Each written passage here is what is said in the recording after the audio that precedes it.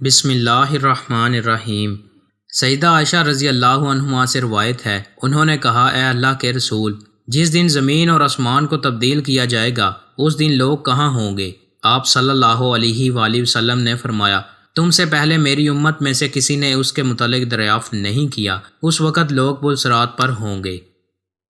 سیدنا ابو ہریرہ رضی اللہ عنہ سے روایت ہے کہ رسول اللہ صلی اللہ علیہ وآلہ وسلم نے پوچھا، کیا تم جانتے ہو کہ مفلس کون ہے؟ انہوں نے کہا، اے اللہ کے رسول، ہمارے اندر مفلس وہ ہوتا ہے جس کے پاس درہم اور دنیوی ساز و سامان ہوگا۔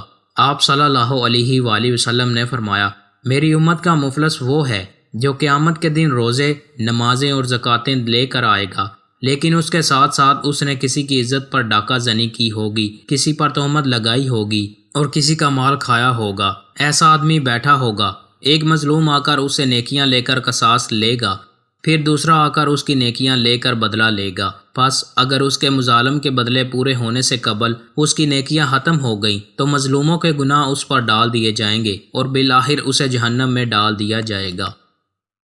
دوستو، مزید اچھی ویڈیوز کے لیے چینل کو سبسکرائب لازمی کریں۔ بہت شکریہ۔